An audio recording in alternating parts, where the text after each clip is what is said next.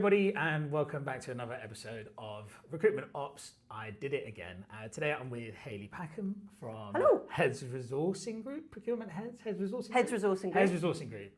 And I'm looking forward to this one, as I've known Hayley for some time through all of the TRN Ops stuff. So let's kick things off by getting an introduction to you, Hayley, and your role here. Fab. So I am Group Director at Heads Resourcing Group.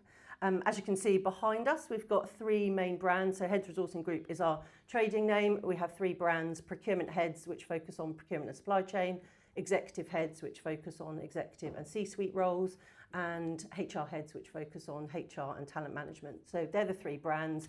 We are a 25-person organisation located in Hampshire. We have flexible office space in London, and typically we work across a practice model, so deep dive into the markets, and those typically will be across consumer, financial and professional services, public sector and infrastructure and industrial, and we have an international arm to our business. Nice. Heads lends itself very well to spin up different brands, doesn't it? Which is the newest brand of those? Executive Heads. So the journey was, we were a founder-led business. So Jennifer Gaster, who you will have met, she started the business in 2009 from her garage at the bottom of the garden, for want of a better word. And HR Heads was born. And then 3 years later, her husband, Rupert Gaster, joined. So they both worked for a FTSE 250 recruiter. He joined and said, well, I've done procurement, so let's do Procurement Heads. So HR Heads and Procurement Heads worked symbiotically. I joined in October of 2018, where there were the two brands. It's quite funny because obviously a husband and wife duo working as separate brands, there was no kind of cross collaboration at all. So me being the middle person, I could go, right, how can for economies of scale make this work? And then it was, 2018, I think Executive Heads was born. And that's headed up by Craig Elvin, who is another group director and sits on the board alongside myself and Jen. Nice. Brilliant. Okay, that's awesome. Thanks for the overview.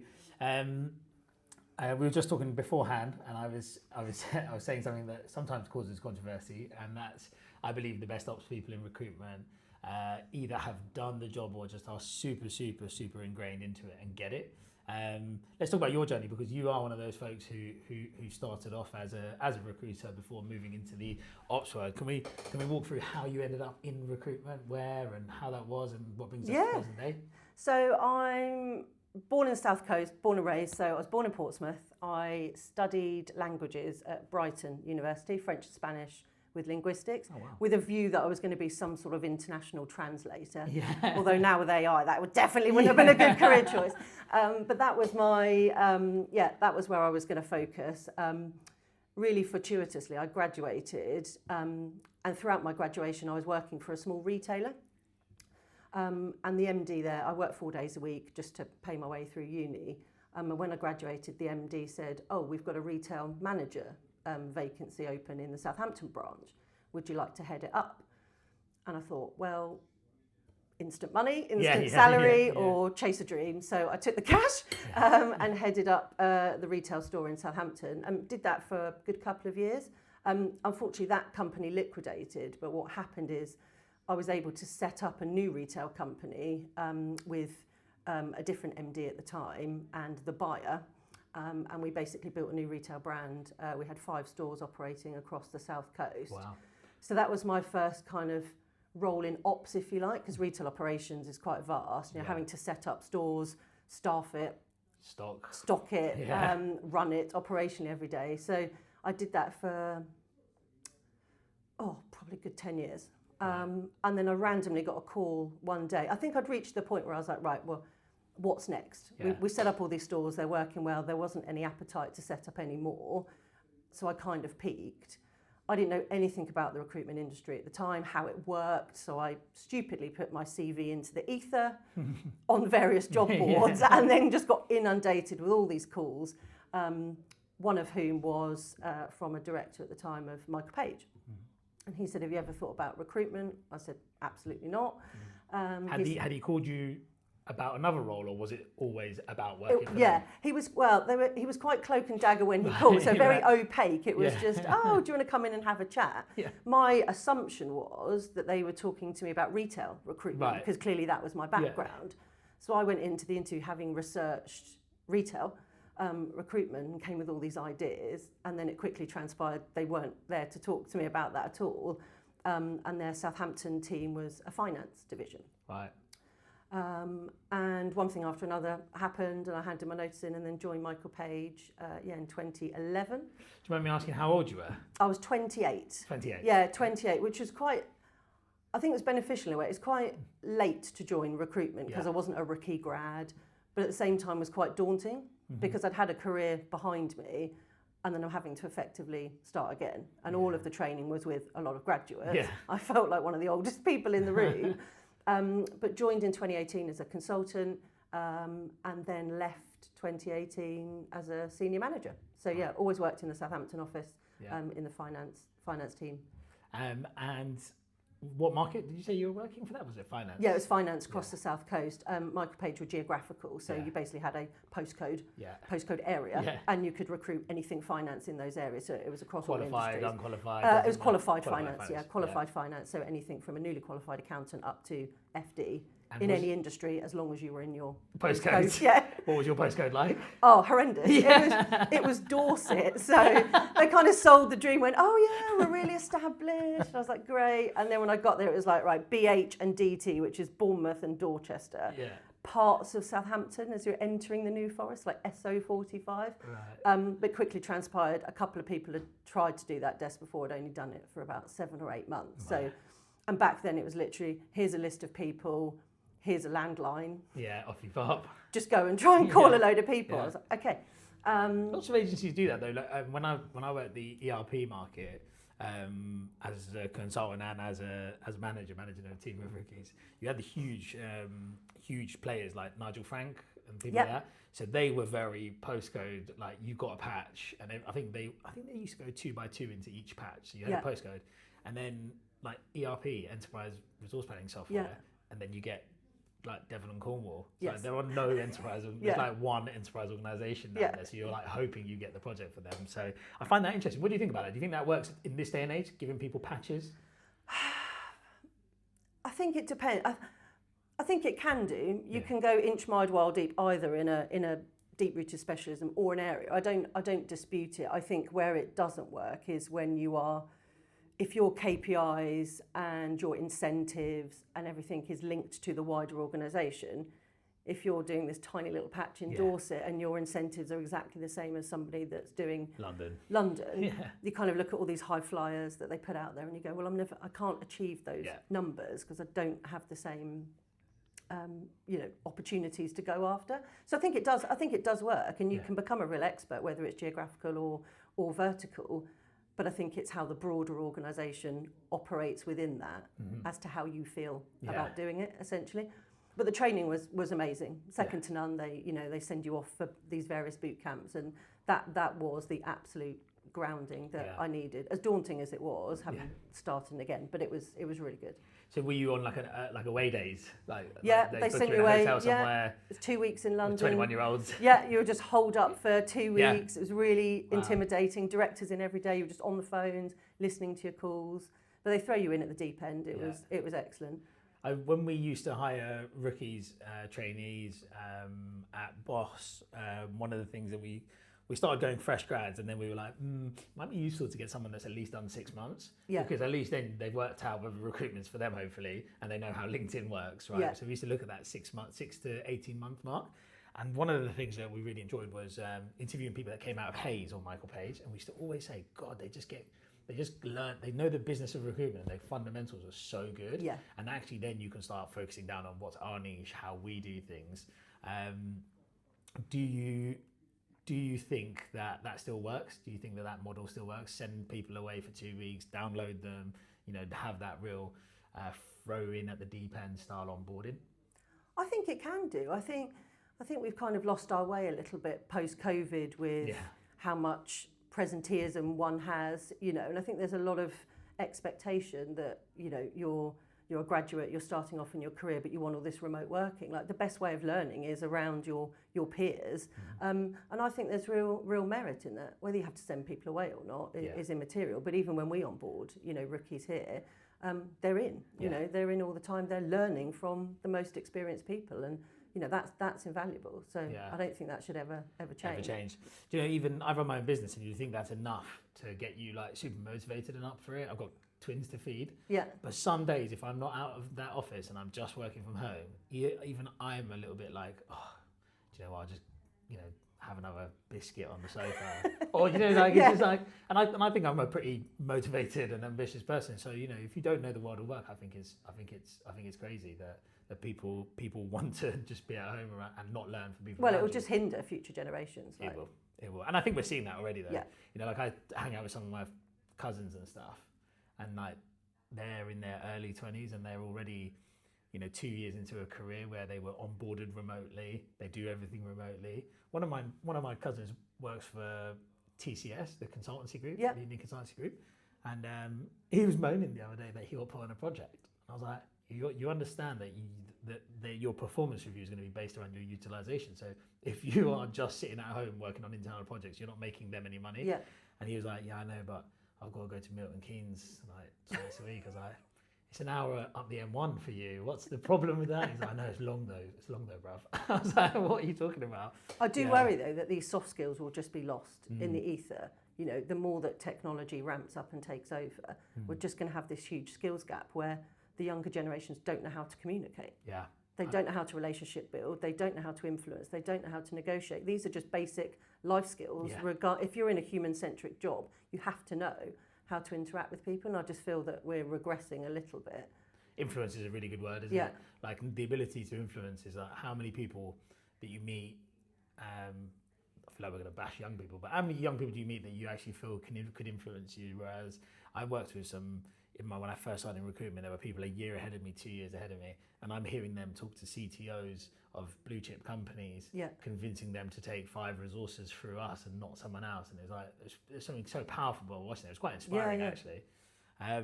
So here's the question: were you a good recruiter? Did you enjoy recruitment, doing the job? I'm going to say something controversial. I was a good recruiter. Yeah. Was I a top biller? No. Did I have aspirations to be? Not really. Yeah.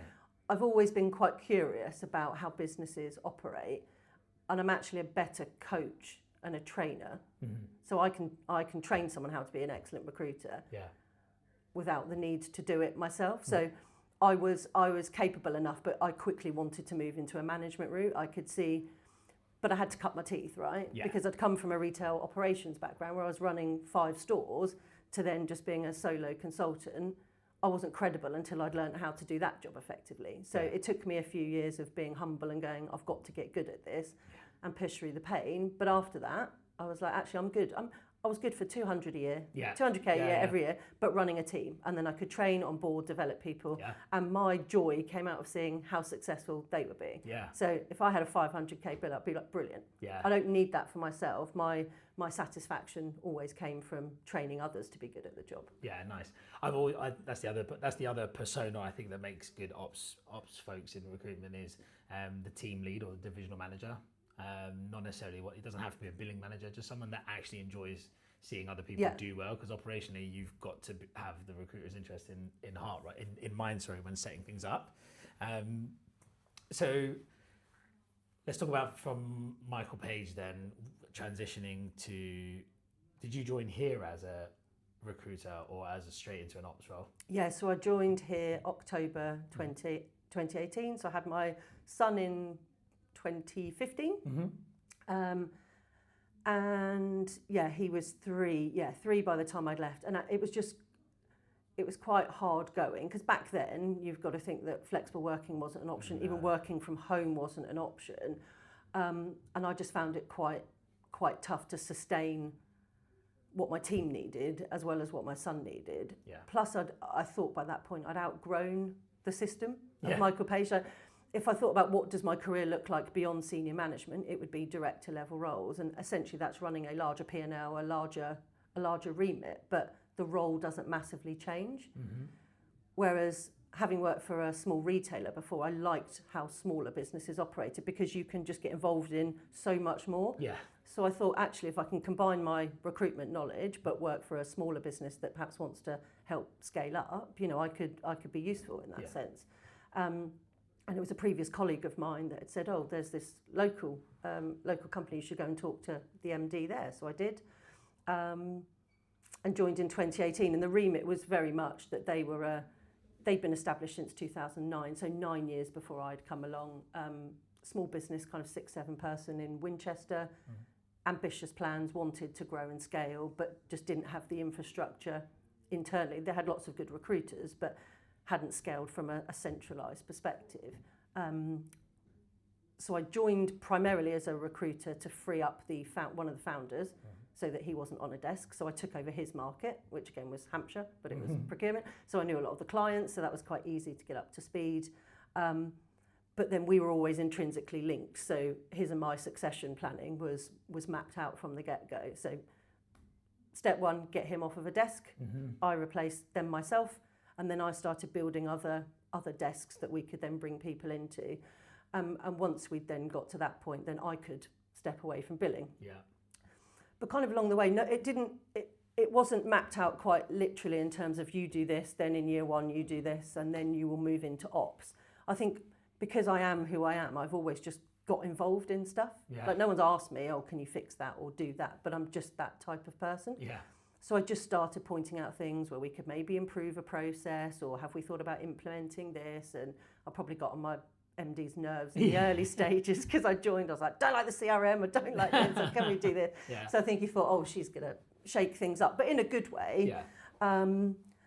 And then it just kind of evolved over time, really. I guess as my billing remit kind of slowed down, I just became more involved in the day-to-day running of the business, and then was asked to join the board of directors in 2021. Yeah. And then my role really was, broad from there.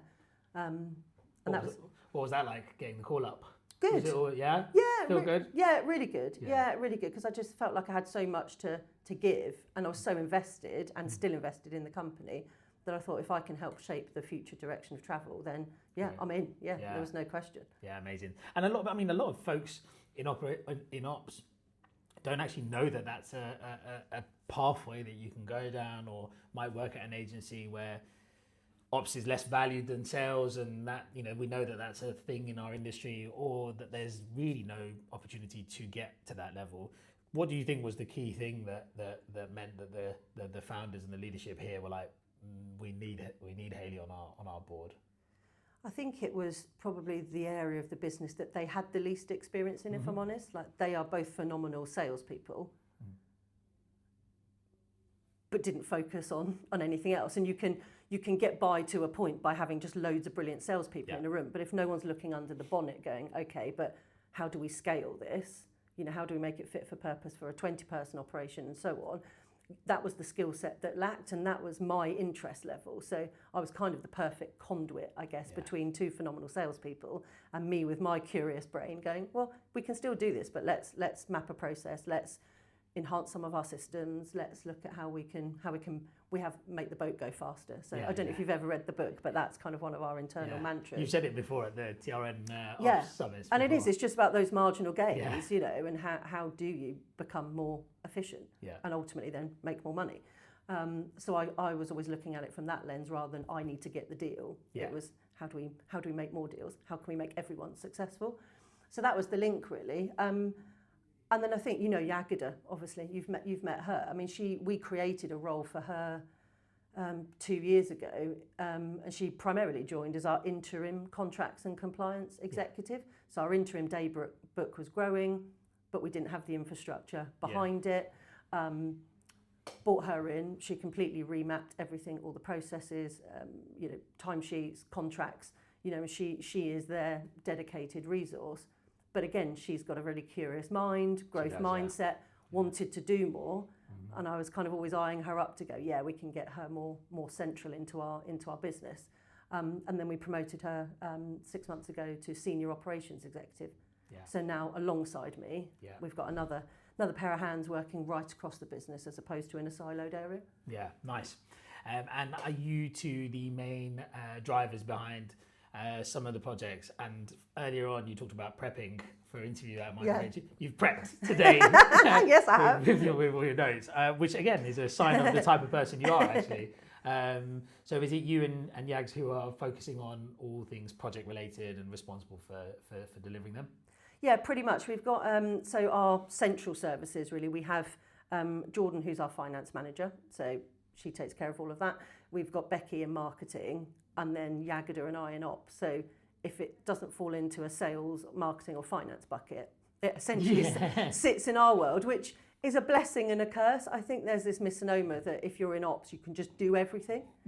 And that can be quite daunting. Like, no one's taught us how to use technology. You've just had to use it yourself. But I think that the sales team in particular just look at you as like the gurus of everything. And this doesn't work, can you fix this? And you do become in danger of becoming quite reactive day to day. First line if support. you just deal with, you are basically first line of support. Anything that comes in. I used to hate it. I remember I probably caused it when I first became an ops manager. I went recruiter, divisional manager to ops manager, and my first ops manager role, 5 brands underneath one office.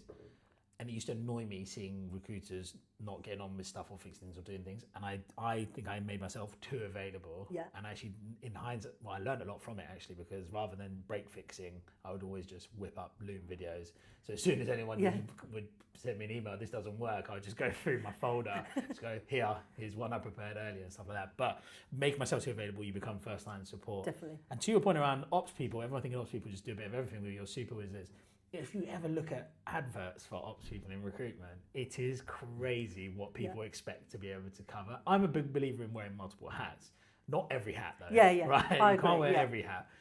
So I saw an advert the other day for an ops manager role at a recruitment agency. You need to know contract, compliance, you need to know technology. I think they even wanted someone that knows Power BI thrown in there. Someone that could also take on credit control processes and purchase order number updates for their timesheet portal system. Anyway, it was basically like an assistant role to every other function. Yeah. And it is just impossible. I think there was even Instagram channel management thrown in there as well. Oh, wow. Like, I don't know many people that are data wizards that are also social media influencers. So how do you get that mix? And I think you just learn along the way. But like with the emergence of AI and new tech, again, that just sits in ops world. Yeah. Oh, you'll just implement AI and it will be fine. Yeah. And we're like, well, we don't know how to use it either. So, but I think because Yagada and I have that curious mindset, we will take ourselves away and go, right, I think with ops, it's really important that whatever you do has to align with business objectives. Otherwise, you can just go down a rabbit hole. Yeah. What we might think is a really cool project has no bearing on what the business is trying to achieve. So I think you've got to look at actually what is the business plan for the next 12 months, and therefore what can ops do to affect that growth, and then plan your projects around that. And so everything else is just noise. So you're in a position now where you're on the board, so you've got the direction of travel. For folks that might be listening who maybe aren't on the board or maybe aren't currently included in those conversations, what could they do, or what did you do prior to having access to that sort of information? Yeah, I think it was all around business cases, really. Like, I think even though I'm on the board, it doesn't mean that everything I want to get signed off gets signed off.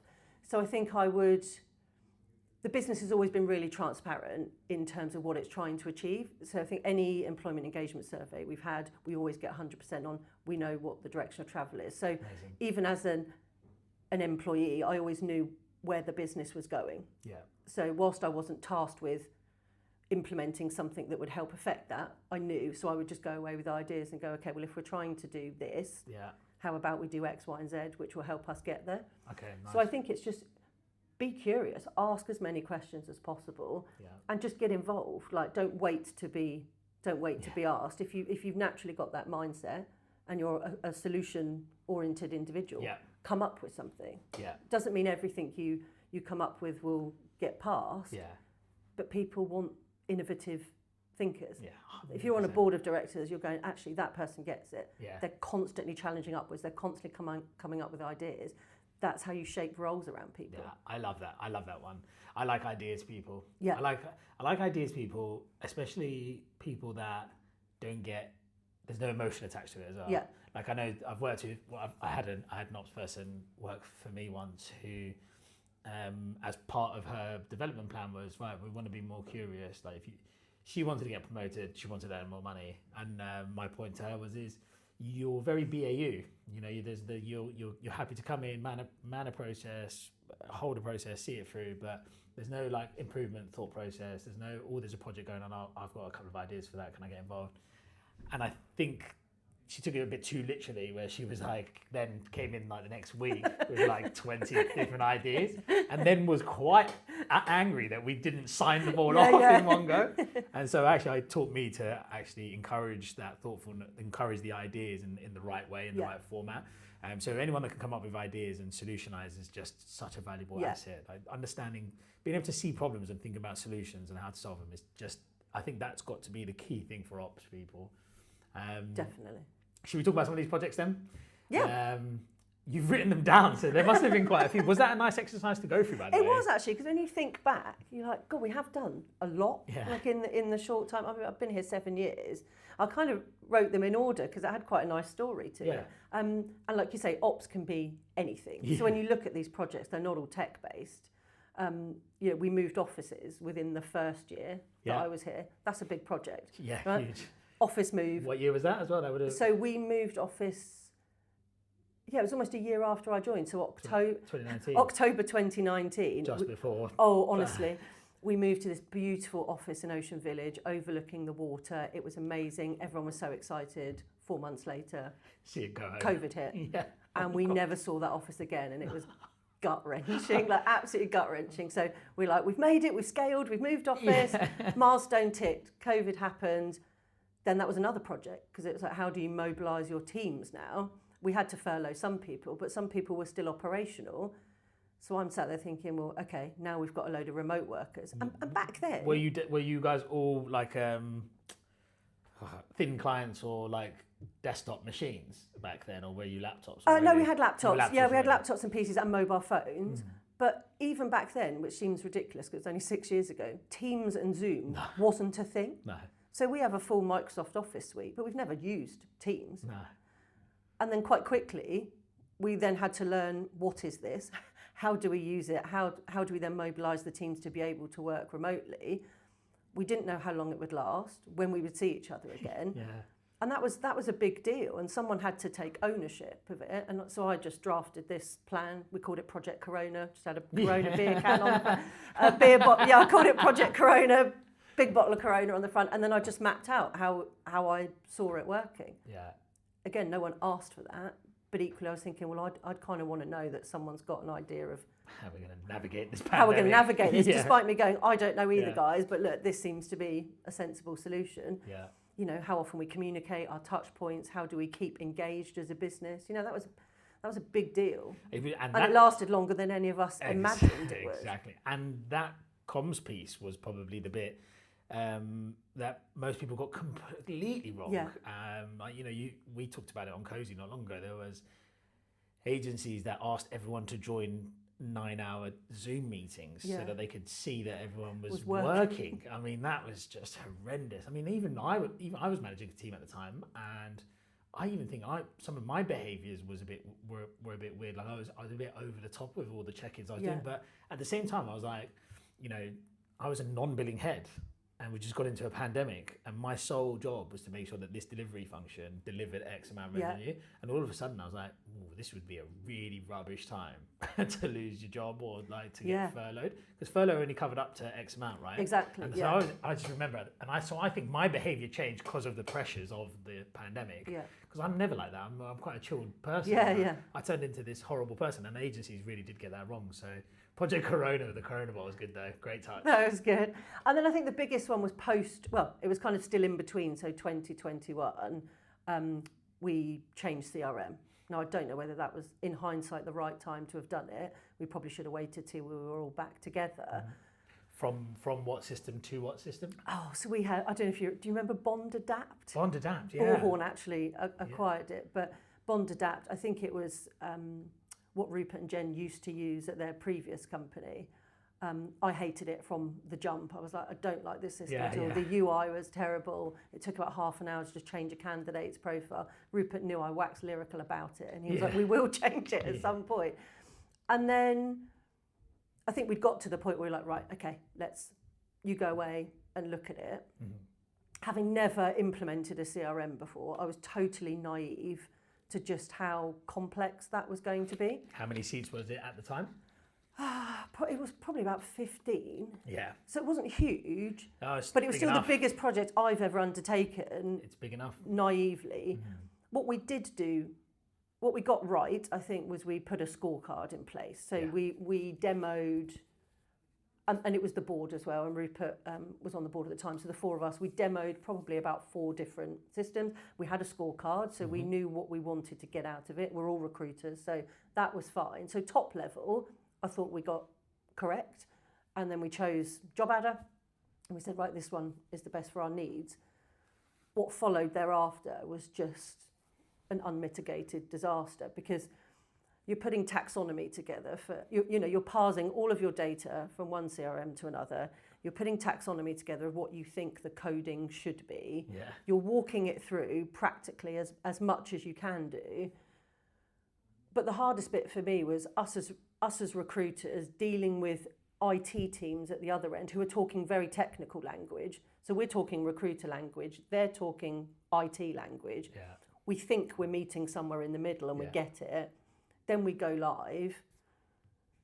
And I spent a lot of time just unpicking what we thought we'd got right and we hadn't. And you can only test it so far, but I'd wished in hindsight that we had tested it more before we let the team loose on it, because we kind of just got a bit excited and went, right, it's done now. Let's go. Go. And then people were using it in all different ways. And then we had about 20 different versions of how they do something. Yeah. We didn't standardise the way we should have used it. We didn't test it enough. And of course, people then going, well, this bit doesn't work. Or when I move this to here, why is it doing this? I regretted instantly the fact that I'd pushed so hard for a new CRM. It's fine now. Yeah. But we were unpicking a lot. Whereas I think if we'd planned it a bit better from the start, it wouldn't have been. Yeah. Well, it's an interesting one because I spend a lot of time in between like the vendors and agencies. Not that I've like taken a course in rec tech language skills or anything like that. It's just once you've been through, like now that you've been through one of those, you'll know where as soon as you do one or two of these things, you end up picking up like what goes wrong, what goes wonky, what do they mean when they say field mappings and all this. You learn all the terminology. It's interesting about that rollout because would you do it differently in that you would give everyone a standardized workflow to work through to do certain things? Because most systems you can add a candidate 7 different ways. Yeah. Most systems you can move candidates through a pipeline 7 different ways now. Would you give everyone the one way to do it, or would you say these are all the ways to do it? You work out what's best for yourself. You don't want to it's a hard one, right? Because you don't want to stifle creativity, and you can over-engineer a process that then hinders the adoption levels that you have. But we didn't map out any workflows. Yeah. We all kind of went, let's just get on and test it. Yeah. And we didn't test it enough ourselves to go, actually there are 3 ways you can do it, and then build a workflow that says, right, do this. We kind of just got everyone on a training call, I think, from memory, where we were all just doing it live, and it was a nightmare. So we try and have what we call the heads way here. So there are certain processes that are the heads way that you must follow, but at the same time you don't want to stifle creativity, and you want to increase your adoption levels as much as possible. If you push people down too narrow a path, they just won't use it altogether. You've got to be mindful, I think, of how you do that. But I just don't think we had tested it enough ourselves before we let the team loose on it. We should have had probably a couple of weeks of just walking through it. I think back now, it's just bonkers. Like we didn't load dummy job. Like we just didn't walk ourselves through it and go, okay, if this, then this. Yeah. Okay, well that's a problem. We need to fix that first. Yeah. We just let everyone loose on it. Yeah. It was just awful. Hindsight is a wonderful thing. Okay, and whilst we're on the topic, job adder now. Yeah. Loving life, working for you, because I know we've spoken about job adder at length at some of the TRN events we see each other at, but in a good place, happy with where you're going with it? Yeah, I think, and it's got lots of integrations as well that are useful. Look, it's fit for purpose for the business needs. It's a really easy UI for the team. You can navigate it pretty pretty easily. So we're happy with it. I think we probably don't get the maximum usage out of it that we could, and I think that's partly our fault for perhaps not developing the best relationships with Job Adder that we could. Yes, we have an account manager, but do we do quarterly reviews? Do we meet with them? Do we understand better? No, that's our failing, and in turn they're going to focus on their larger spend customers. They're not going to come to us as an SME going, oh, would you like more help? So the onus is on us, and again, that's a key learn, I think, getting stickier with the suppliers that we have to really understand the tech and get the maximum usage out of it. But it's perfectly functional. We've just integrated Roy AI from a MarTech perspective into it, and that's been embedded at the moment, and all the automated journeys are going out. Touch wood, it's okay so far.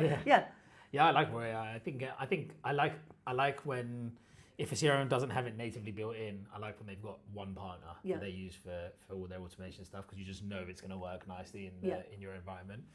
But you hit the nail on the head there with the piece around it's on you to go and drive those relationships and drive more out of that relationship. I speak to a lot of founders, actually. It's mainly founders. Maybe it's because founders have more of an ego, maybe because they're more entrepreneurial than ops people. But some founders of smaller headcount recruitment agencies really get the arse-ache about the fact that they're not shown love. Yeah. And then you ask, well, did you try and reach out? Like, have you tried to meet for a coffee, or have you actually just said, can we have a catch up? Because I think most of the time, most CRM vendors get an email from a client, they're going to answer and they're going to be happy to have a chat. But you really get that point around being cognizant of who you are in the marketplace. Like, if you are a 3-seat business with a license from one of the largest recruitment technology companies on the planet, you can't have a white glove service. That's just how it goes, right? I try and explain it to people with Ocado M&S versus Audi Lidl. Like, there is a difference. Yeah, right? absolutely. You need to be quick. You need to do it yourself. You need to load things up. There's nothing is put in nice places for you. You've got to self-serve and things like that. Okay, so CRM project with lots of learnings. That's good. Yeah, lots. What else have you got on your list of projects? What else have we done? We moved, this was quite a big one, we moved from a factoring company to then payrolling the interims ourselves. Yeah, big move. Yeah, huge cost saving for the business.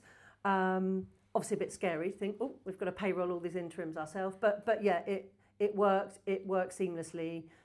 Yagada was on board at the time, and actually her and our finance manager, Jordan, did a lot of the heavy lifting there. Everything was templated, it all went out, contractors were communicated to clearly. Clients were aware, so that worked pretty seamlessly, and we've had that ever since. So, what do you use as your timesheet system? We use Aristar.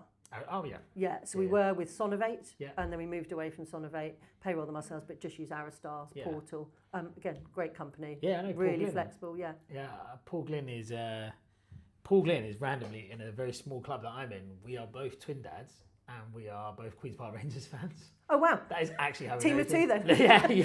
He messaged me when he saw my LinkedIn headline and said, "Hello mate, just want to introduce myself. This is what I do. We're in recruitment, and I'm a twin dad, and I'll keep it." And I speak to him all the time. Yeah, he's been hugely helpful for us. Like, he'll always share templates if we need them. Like, we've been on obviously some of his TRM webinars as well. But they've been great to work with. Yeah, awesome. I'm glad they're getting an endorsement on the pod. Actually, that's really good. That's good. He'll be chuffed. There you go, Paul. You can pay me later. Yeah. I mean, that's a really wonderful position to be in, where you don't need to factor, right? And you want to do the payroll yourself.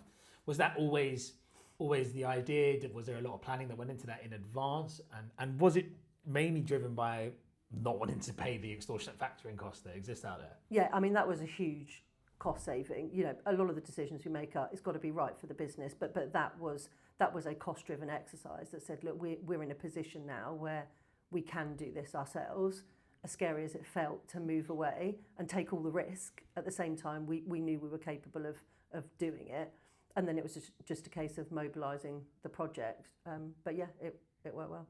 And to the contractor, it doesn't make any difference, right? No. You don't even tell them if you factor in or not, I guess. So you just got to, as long as they don't see any downtime in service or any delays, then you're absolutely fine. Yeah, so we had templated emails that went out, because obviously they'd have to use a new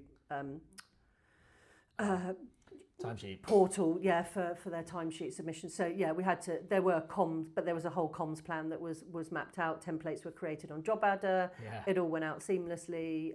Obviously, bank details changed, things like that. But it it was probably the largest project in terms of the cost saving it gave us, but actually the most seamless. Yeah, nice. And were you responsible for that comms plan? I'm big on a comms part of every project plan, and I always talk to people about that. It feels like an afterthought a lot of the time, I think, when I speak to other agencies and review project plans. But the fact that you had that comms plan, was that you that owned it? And how important of a factor do you think communications is internally and externally? Yeah, comms is really important. I can't take the credit for owning that. I think our MD, who's now our chairman at the time, it was his brainchild to do it, and then Jordan and Yagida were the main influences in terms of, she was looking at it through her finance lens, Yagida was looking at it from a service perspective, and it all came together, and I kind of just helped oversee it from a timelines perspective. But I think your point around comms is really crucial, because businesses get really excited. I mean, our CRM implementation being one of them, people get excited about all these new shiny tools that they're going to put into the business, but they don't map out, well, how are you going to communicate this, like, and when? Yeah. Who needs to know about it? Why and when?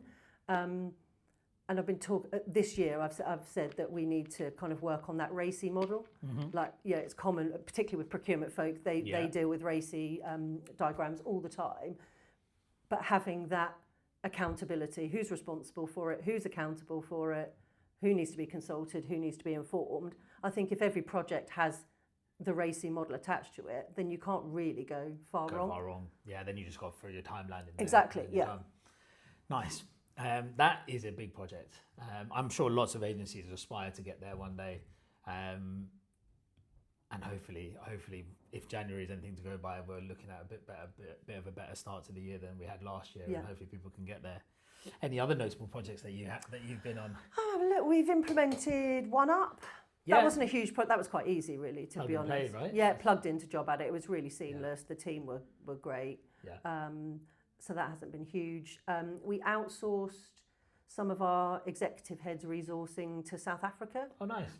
Last year. It was a bit trial and error, having not done it before. I'm not sure whether we'll adopt it across the whole business. We're not really volume led. Yeah. And for us, that human interaction is really important. So outsourcing it felt a little out of kilter with our mission to deliver recruitment as a professional service. However, in the exec world, everything is dealt by project plans. Yeah. And actually what the resourcer can do is a lot of that upfront work and the market mapping and the talent pooling. So we've kind of used executive heads as a bit of a guinea pig to say, actually, if this person can plug and play into your projects, then perhaps we could look at potentially a couple more across the business. Amazing. I mean, the emergence of South African talent across all different industries has been amazing to see, and there's a offshoring business popping up every other day. But now in recruitment, it's huge. Interesting enough, today is the first day of my first South African employee for Embedded Ops. Oh, very good. Yeah, I had a 7:30 kickoff meeting with her at the Starbucks around the corner. Brilliant. And I think it's just, I've held on too long to everything as myself, because I really worry about the quality of service. I want to make sure everything's good. And then I just opened my mind to it over Christmas. Yeah. Did 3 interviews, and the moment Jade, who will be announcing herself on LinkedIn shortly, the moment Jade joined the call, I was like, God, this is such good energy. Brilliant. Just like got it straight away. Super organised, creative but organised. Yeah. Like very into, because I do so much content stuff. Hence the camera being on right now. Yeah. I needed a hand with this so that my availability for clients and projects and BD and networking and stuff wasn't impacted. Last night, I was just starting to see all these emails come through from Notion, and I've gone in this morning, and she's like set up an entire Notion page. We've got a business wiki. I've got a business wiki now. Brilliant. Like with all the information about all the service lines, what we do and stuff. So I think it's a hugely valuable resource and something to tap into. Cost effective. Yeah. I find managing, I always say the line managing suppliers is easier than managing staff. Yeah. I know it makes me sound like anti-employment, but it is easier to manage a supplier than it is managing staff sometimes. How has that been for you guys? Is it a offshore supplier relationship, or is it they're part of heads but based in South Africa? We've done it too. So we had the first person we had, we really tried to integrate them into the business. Like they joined the company meetings, we invited them on everything to make them feel part of it. And it just didn't work. Now, whether that was the individual rather than what we were trying to achieve remains to be seen. What we've done this time is kind of keep it separate. Yeah. And I think that's working better. Because like I say, they're not an employee. And I think, but we tried to make them feel, they've got to understand the business and feel part of it. But at the same time, I think we over-engineered it and made them too connected to everything and gave them access to everything that they didn't really need to know, which then perhaps complicated their workflows. Yeah. And you've just got to treat them as an outsourced project. They have a project That they need to dilutes their deliver. focus, They come doesn't back with their milestones, they deliver it, and it's a service as opposed to an employee. The time zones are great as well in South Africa, so you're not having to log on at stupid times. You 2 can hours now. talk in the day. You can have a chat in the morning, chat in the evening before you log off. Yeah. They can tell you what they've done, and you move on to the next day. Did you use Did you use a partner to find someone, or did you do it yourself? A company called Talent Shore. Talent Shore. No, I haven't heard of them. Are they based over there, here? They're based here. They were recommended through the TRN, I believe. Oh, okay. Yeah, I believe. And then Craig and Jen jumped on a call with them. And yeah, we've had 2 now, but the current one is she's doing well. Yeah, nice.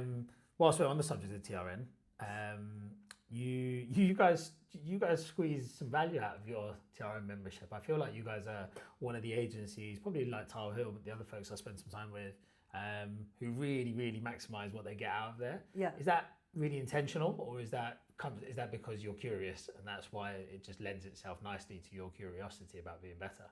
No, I think it's intentional, right? You're paying for a membership, and you want to maximise what you can get out of it. Individuals can personally take a lot from it, but we think of it almost as part of our L&D process. So we have the 70-20-10 rule, in that 70% of your L&D comes from in-house, 20% is through external partners, and then 10% is your own self-development, listening to podcasts, learning about your sectors.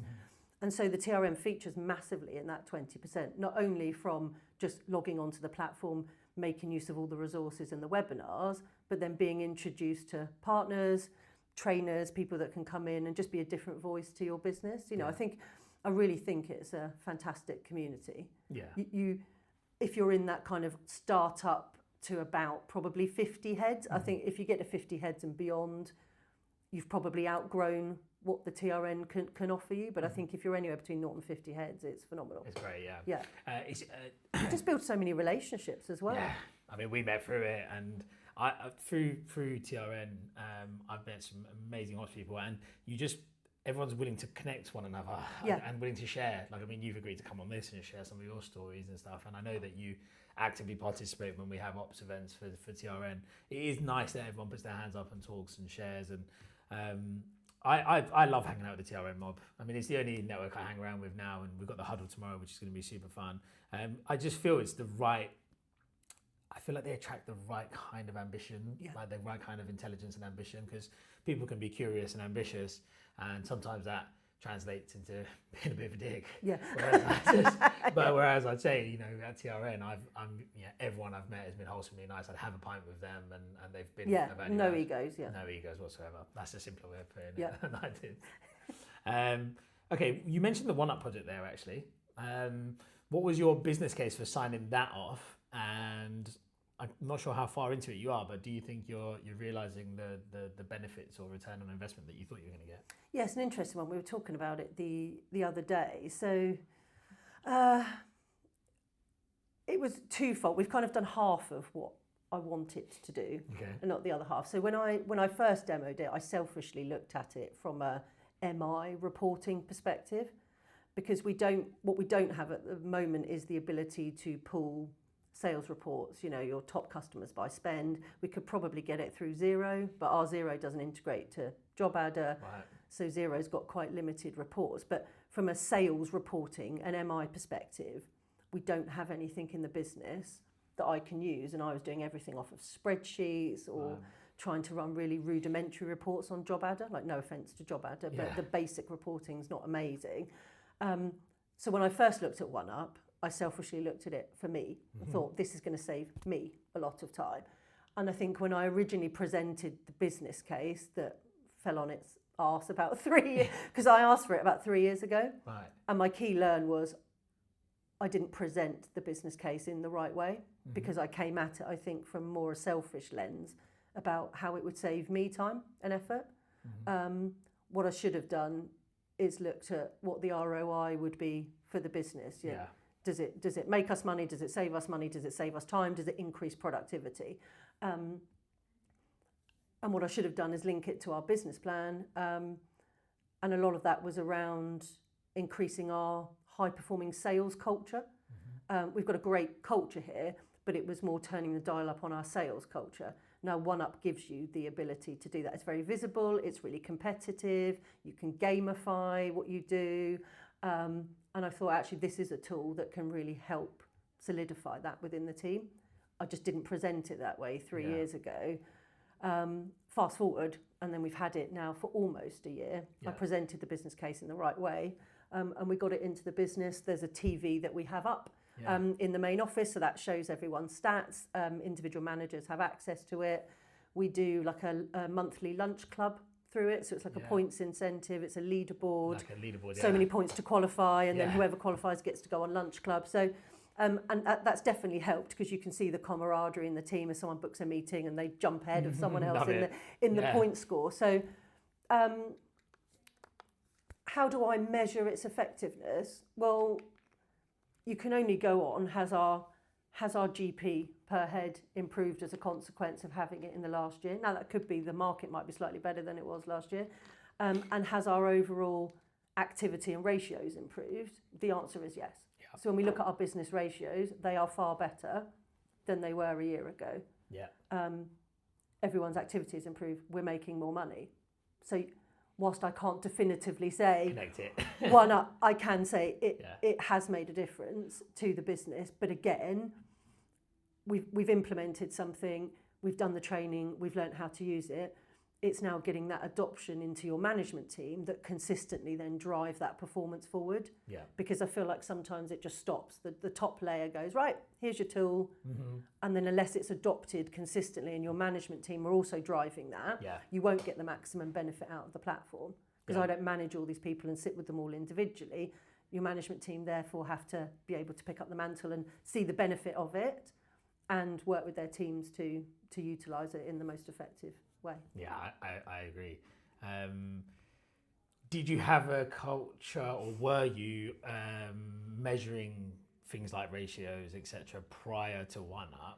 And how manual was it? A, and B, was everyone else aware of their ratios and metrics? So we were measuring it, but it was all manual. Okay. So we had a spreadsheet.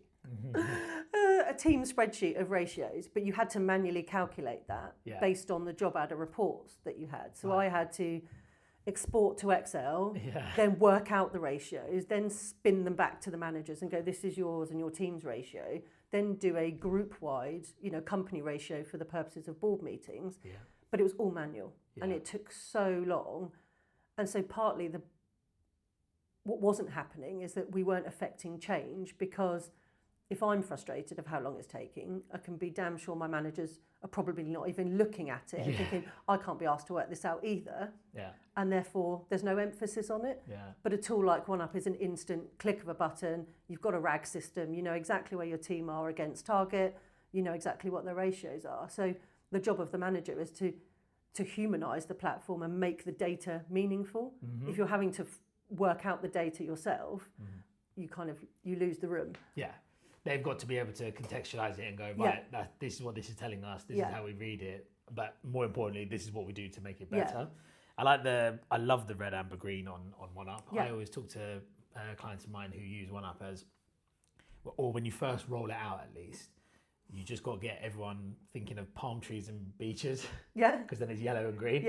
Just as the first 3 months, because what happens is targets get set sometimes people won't have a target culture. Then all of a sudden they're like, oh, we've got a new tool, let's put targets in there. And they get it so skewed with. And then it's just a sea of red for like 3 months. And that doesn't make anyone have a good relationship with tech when it's just saying you're crap. You're Exactly, it demotivates. And also you can be in danger of just putting too much on there. 100%. Again, what are the core? You can put targets on for everything. If you've got 50 dials looking at you, again, that's not going to be motivational. So it's work out what are the key metrics that you want to measure, what are the ratios you're looking at, and just bespoke your platform to the needs, but keep it as simple as possible. Yeah. And I would always encourage people to just, first 3 months, just tell them it's a ramp target. Just drop the targets, just get people using it, get people doing the activity, then seeing how it looks in OneUp and get really familiar with that journey. And then I think psychologically they connect. There's like, oh, that gets me this little notch over here. And I think you've got to like enforce that psychologically into people. We used to have whiteboards and you used to have to notch up interviews. There was no better feeling than getting up going, oh, another interview, lads. You go, cheers. Best feeling ever. Okay, great. Any more projects? I think, or was that all your... No, I think they were the main ones. And then projects for this year, Yagada's working on an AI project. Is that what I'm talking to her about after You this? are, yeah. She wouldn't tell me. She wouldn't tell me about it this morning. When she came in, I was like, what are we talking about later? She went, let's save it for later. Bless her. She's been taking evening classes. Because again, no one's an AI guru here. But again, ops is like, they'll sort the AI out for the business.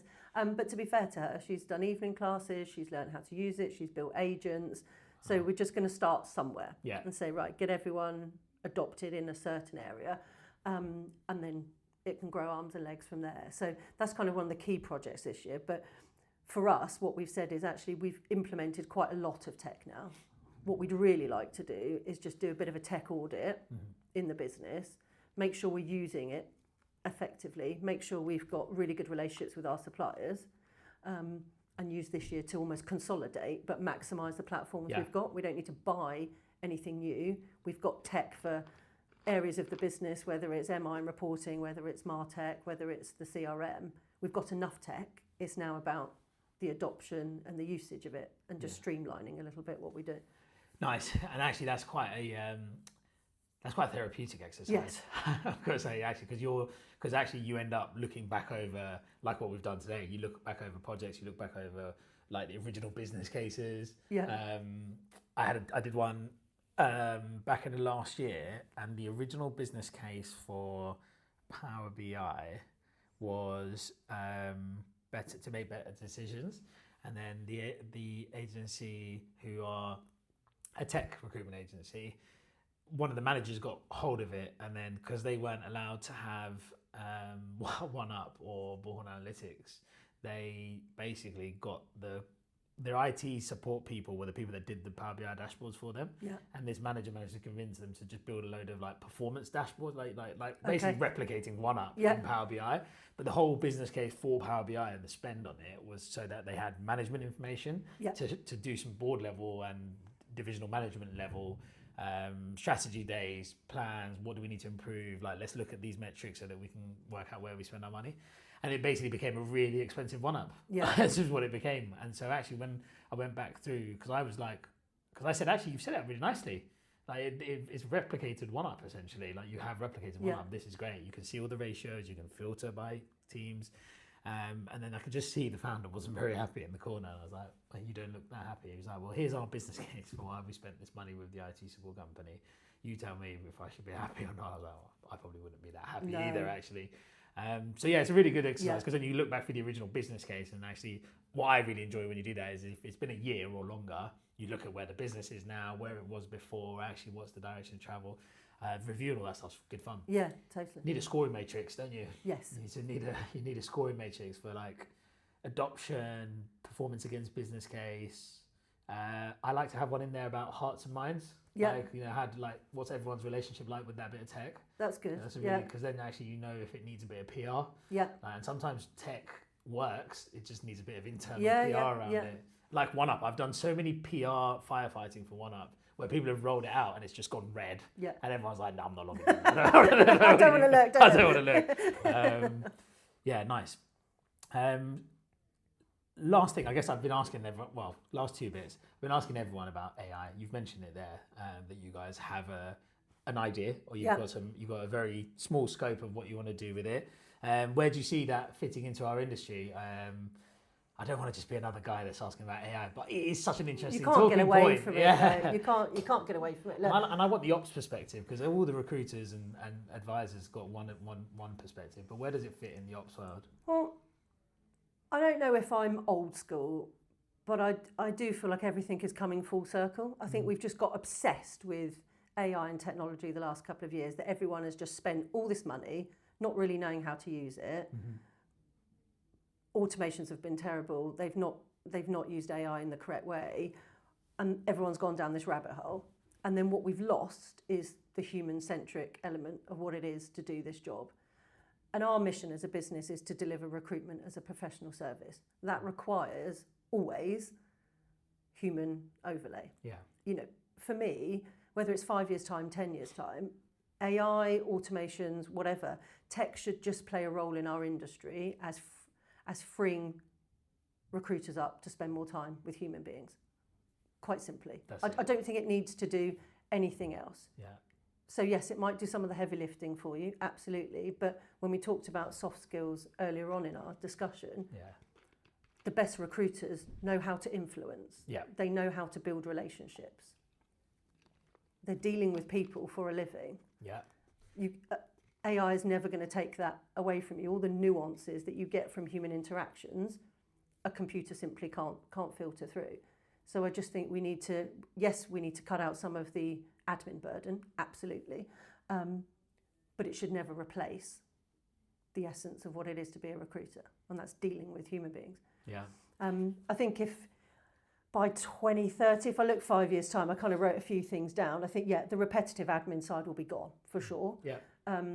High volume hiring will be AI first. It has to be. Yeah.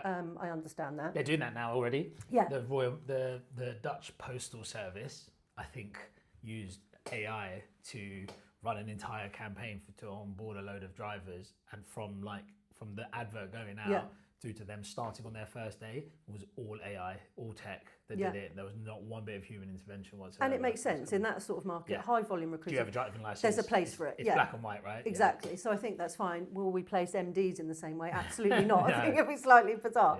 Yeah. So it does depend on the industries that you face into. I think CVs will evolve into more of like a talent profile, because AI consumes far more data than just a static CV. So I think we'll see the evolving of what a CV actually is, and it will become more of a talent profile where it's got a more rounded view of an individual, certainly. Oh, I like that. I do think... Is that a joint venture, you and me? We can launch maybe, talent profile? That's a great idea. It's just if you think about the data that AI consumes, a static CV should shift to a talent profile. Yeah. Is how I think it might happen. We should, after this, on ChatGPT, ask it to create a talent profile for you and me. And I bet you there's enough stuff in the public domain about us. I think we might be surprised that it put something quite good together as a one-pager. I actually think there's a business idea. You heard it here first. There we go. There we go. No one steal it now. That's fine. I think early year careers are in danger unless they are remapped. We're going to have a massive skills gap at that kind of mid-management layer if we don't support early careers. I mean, if you look in the last year how grad hiring has just plummeted through the floor. Yeah. And you've got to think, if the entry-level jobs are now being consumed by AI, well, how do people enter professions? So we've got to look at actually nurturing the skills needed, the obsessive curiosity, the ability to influence, and we've got to shape the individuals to be mapped around skills-based hiring. So I think that's a big one. And I do feel for the future generations. I think the education system needs a huge shake-up in order to support what's going to happen in 10, 20 years. Yeah. And I think skills-based hiring will be the big one now. I think it's less about job titles now, and it's going to be more about the skills that you have. Yeah. And every organisation, not just tech, will need people that have AI and tech-based abilities. I think that's it, really. I think that's my summary. I love it. I love that one. Packham for Prime Minister. There we go. Thank you. I agree on the education piece, and it is a sad time for because Cozy, we just love the rookie stories, right? And my favourite stuff I've done in any of my favourite moments in recruitment involve either me being a rookie or managing rookies or hiring rookies, like just the fun stuff that's happened and seeing people come through and like earn loads of money. Like some of the rookies and trainees or whatever you call them in your agency that I've hired, they're now like run their own agencies. Some of them, like, some of them are like VPs of large recruitment agencies. It's wonderful to see, and I've never stopped to think actually, if no one's hiring grads, where do the next round of consultants come from? Like, how do we make sure that when they do enter our industry that they've got the ramp up to it? Because it doesn't matter if AI is doing that first bit. There's still lessons that you learn in the industry. So that's a really interesting one. I asked people to leave listeners with one final thought on one thing that they could focus on to make them the best ops person that they can be. I think I know what you might say, but what would you say to those listening out there that are thinking about being the best ops person they can be? I think it comes down to your mindset. I've talked about that obsessive curiosity, that ability to problem solve. I think you should always start with the problem that you want to solve, or the business needs to solve. If you start there and you work on a solution that fits the problem, you can't go far wrong. That has to be paramount. What does the business need to achieve? What are the problems we're trying to solve?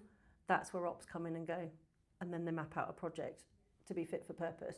I think they would be mine. I think the other one that we haven't mentioned, but I always use as a bit of a barometer to go, okay, I can probably find something to fix here, is employee engagement surveys. So we do them twice a year. And the results, again, we're really transparent. Some businesses might operate in the same way, but we're really transparent with the business about what those results are, good or bad. And we have a town hall every quarter, and then we talk about, actually, these are the areas we're doing really well in, guys. These are the areas that we've all said needs improvement. Well, as an ops person, I'm looking at that and I'm going, right, our employees are saying we need to fix X, Y, and Z. So how can I help us achieve those objectives? So listening to what the business is saying is also really important. Yeah, that's a great point, and not just what's coming out of the board, but actually across the organisation. I don't know if we did it in the intro bit or when you introduced Heads Resourcing Group, but employee-owned trust.